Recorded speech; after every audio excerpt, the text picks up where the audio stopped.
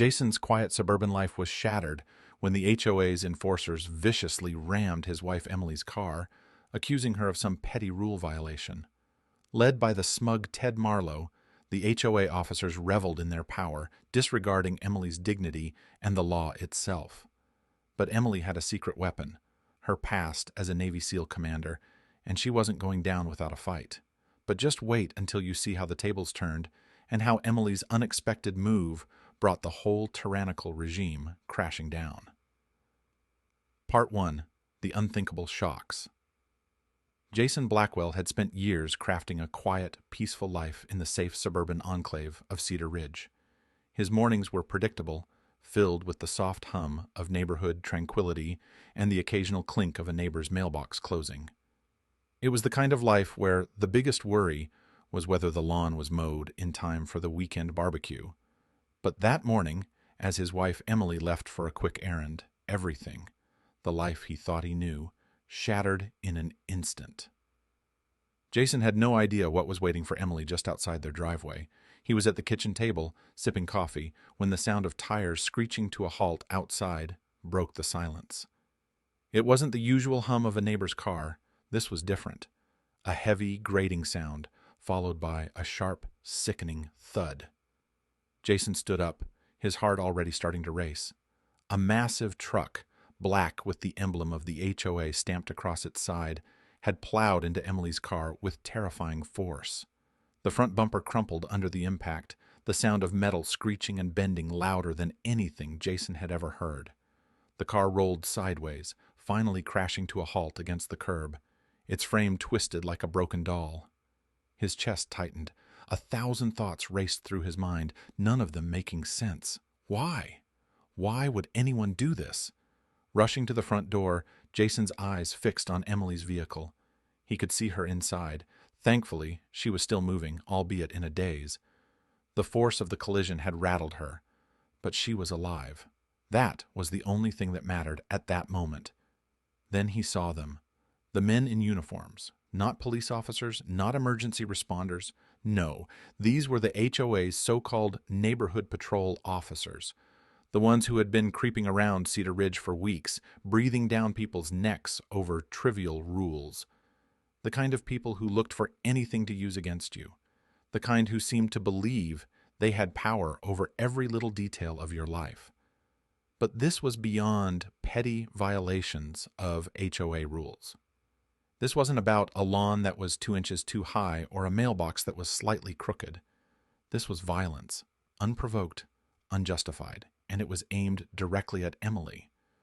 The man leading the charge, Ted Marlowe, strode toward Emily's car with an expression that oozed superiority, as though this was just another routine stop. He looked down at Emily with disdain, as if her life, her pain, were nothing more than an afterthought. "You've violated several neighborhood regulations," he declared, his voice dripping with smug authority. "And you're not above the rules, Mrs. Blackwell." Jason clenched his fists, his mind scrambling to process the absurdity of it all. Emily wasn't just some ordinary housewife. They all knew that. She wasn't the type to let some self-righteous HOA enforcer push her around. She was calm, composed, and fiercely protective of her family. But now they'd crossed a line. Jason felt the anger rising inside him, bubbling up like hot lava. His mind was flooded with a rush of thoughts. What gives these people the right? What makes them think they can do this? He took a step forward, ready to demand an explanation, when he heard Emily's voice. "Jason, stay back." Her voice was steady, too steady. The same calm, measured tone she always used when things got dangerous, when it was time to take control. Jason froze, his heart pounding in his chest. He didn't know what she was about to do, but he could feel the tension in the air. This was no longer a simple neighborhood dispute. This was something much darker. The thing was, Emily wasn't just any woman. She had spent years as a Navy SEAL commander.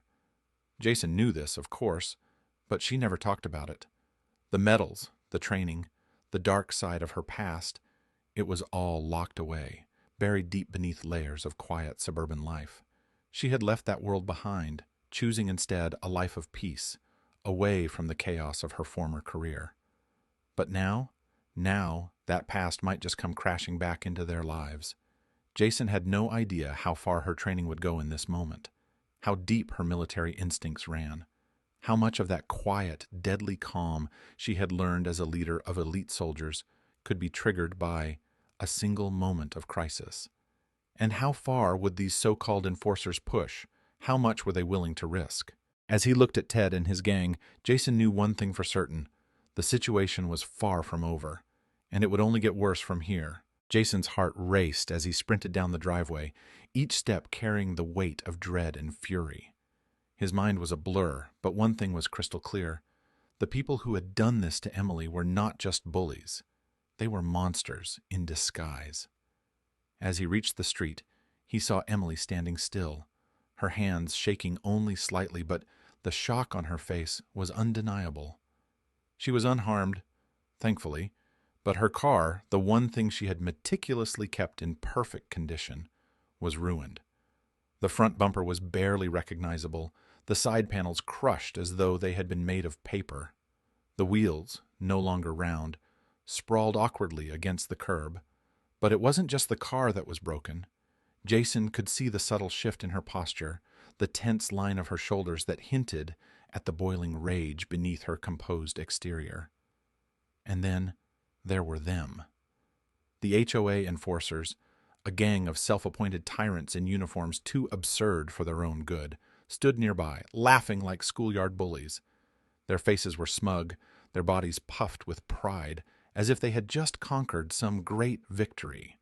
To them, this was just another win in their endless campaign to control every inch of their neighborhood, every detail of people's lives.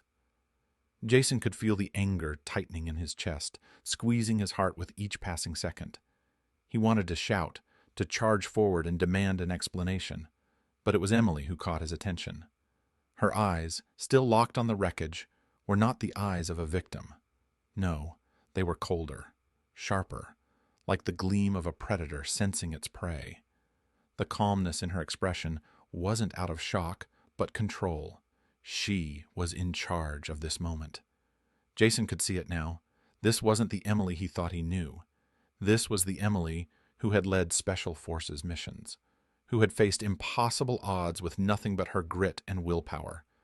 This was the Emily who had put enemies in their place in ways that left no room for doubt.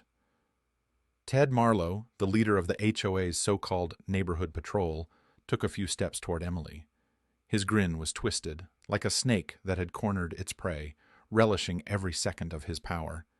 He was a middle-aged man, balding and pasty, dressed in a cheap suit that barely hid his unearned sense of superiority. "You think you're above us, don't you?" he taunted, his voice dripping with malice. "Nobody gets away with defying the HOA around here. Your perfect little life ends today." The words struck Jason like a slap to the face. He couldn't believe what he was hearing. This was no longer just about neighborhood rules. It was about domination, about breaking people for the sake of power. The very fabric of their lives had been torn apart by these people, and Jason could feel the rage rising inside him like a tidal wave. His fists clenched involuntarily, his knuckles turning white from the pressure. But as he stood there, frozen with fury, his gaze shifted to Emily once more. Her eyes were no longer filled with shock or disbelief. They were filled with something darker, something colder. The calmness in her demeanor now felt unsettling, as if she were calculating the next move, not reacting to the one that had just happened. She didn't speak immediately, but her stance had changed. Her body, once rigid with tension, now held an eerie stillness, a readiness. Jason realized something then. This was her moment, not his. He wasn't the one who would handle this. The woman standing in front of him, with her hands steady at her sides and her jaw set in a way that was both serene and terrifying, had faced worse than this. The HOA may have thought they had won with their petty stunt, but they had no idea what they were dealing with, and that, Jason knew, would be their downfall. Ted Marlowe took another step toward Emily, his grin widening as he raised a hand as if to push her further. "What are you going to do, huh? Call the cops? The HOA runs this neighborhood." But Emily's voice, when it came, was cold and controlled. "You've made a big mistake, Marlowe." Jason could hear the quiet threat in her words, but it was more than that. It was the calm before the storm, the unsettling silence that only those who had survived real combat would understand. Marlowe smirked, stepping closer, too confident for his own good. "Oh yeah? What are you going to do about it, sweetheart?" Jason felt a flicker of fear run through him. Fear, not for Emily, but for the men who were about to find out just how wrong they were. The growing hatred inside him began to simmer, but he held his ground. Whatever was coming next, whatever storm was about to be unleashed, he knew that Emily would handle it, because she had faced far worse than a gang of petty bureaucrats trying to ruin her life. And for them, this was only the beginning. The laughter of the HOA officers echoed through the street, their smug faces twisted in satisfaction. They had believed they were untouchable, that their petty rules and petty power could bend the world to their will. But then, Emily stepped forward, her movements precise and deliberate, as though each step was calculated for maximum impact. Jason's breath caught in his chest as he watched her. The woman he had married, the woman he had known as the kind-hearted mother and the dedicated wife, was now a stranger. There was no trace of softness left in her eyes, no hint of vulnerability. Her gaze was locked on Ted Marlowe, the leader of this twisted band of enforcers, and it was chilling. There was something unmistakably cold in her stance, something fierce and unwavering. Without a word, Emily reached into her pocket and pulled out her phone. She didn't look at Jason, didn't even acknowledge him as she typed something into it with quick, efficient movements. Then she turned to him, her eyes narrowing as she gave a quiet, controlled command. "Stay back, Jason," she said, her voice like a blade slicing through the tension. Jason wanted to argue, wanted to demand an explanation, but the tone in her voice left no room for doubt. He was a spectator now, not the one who could change anything. She was in control. For the first time, he understood just how far her training went. Emily's finger hovered over the phone's screen, and then she pressed send. The change in her demeanor was instantaneous. She stood taller, more resolute, as if the moment she made that call, the air around her grew heavier. And then, the first rumble reached them. It started as a faint tremor in the distance, a low hum that vibrated the very ground beneath their feet. Jason, confused, looked over at Emily. Her expression hadn't changed. She was focused, waiting. Within minutes, the hum turned into a roar as the first convoy of military vehicles appeared at the edge of the neighborhood. A line of black SUVs, armored trucks, and military jeeps rolled into the cul-de-sac, their engines snarling and their tires eating up the pavement. The HOA officers looked on, stunned and speechless. But the real shock came as the doors of the vehicles opened. Out stepped SEALs, dozens of them, dressed in full tactical gear. Their faces were covered by visors, their weapons ready, but their movements disciplined. The sound of boots on concrete filled the street as they began to take positions, surrounding the perimeter of the neighborhood. It was a show of force so sudden, so overwhelming, that it left the entire street in stunned silence. Ted Marlowe and his gang took a step back, their arrogant grins faltering as they realized they were no longer in control. This wasn't a typical confrontation. This was something else entirely. As the last SEALs positioned themselves, the convoy leader, a grizzled commander who had served alongside Emily in countless missions, stepped forward. His eyes locked with hers, and in that brief exchange, Jason saw a level of respect that spoke volumes. These men weren't just following orders. They were here because they trusted Emily, because they knew the kind of leader she was. Emily nodded once, and the SEALs spread out, taking up strategic positions, securing the area. Jason stood frozen, unable to move, watching in awe as the street transformed from a suburban cul-de-sac into a scene of military precision. The HOA officers stood frozen, their faces pale, as if the ground had been ripped out from under them. Ted Marlowe, The man who had been so sure of his own power now looked like a fool. His mouth opened, but no words came out. His eyes darted from one seal to the next, his bravado melting away like ice in the sun. Jason could feel the tension in the air, thick and heavy. It wasn't about the car anymore. It wasn't about the broken rules. It was about something far deeper. It was about respect. The quiet storm inside Emily's chest was now on full display. Jason knew then that this wasn't just a response to their petty power trip. It was her final stand. She had been pushed too far, and now the people who had tried to break her would see exactly what she was made of. Ted Marlowe's voice finally broke through the silence, a weak, trembling demand. "What is this? What do you think you're doing?" Emily's voice was steady, unwavering. "What I should have done a long time ago." She took one step forward, her hand resting on her side, her posture commanding. The SEALs, her team, stayed perfectly still, awaiting her command. Jason looked at her, feeling a deep sense of awe and fear. He had never seen this side of her, never imagined she was capable of wielding this much power. He had always known she was strong, but this was something else entirely. It was clear now. This was not just about the car. It wasn't even about the HOA's abuse. It was about respect. And Emily had been pushed too far to turn back. The confrontation was far from over. In fact, it had only just begun. The tension in the street was thick. The HOA officers, now clearly outnumbered and outgunned, stood frozen. They had come into this thinking they were untouchable, but now the reality of their situation was setting in. Their power, once so absolute, had crumbled before their eyes. The men who had laughed and jeered moments earlier now exchanged wary glances, their bravado fading. Yet, despite the overwhelming force around them, they refused to back down.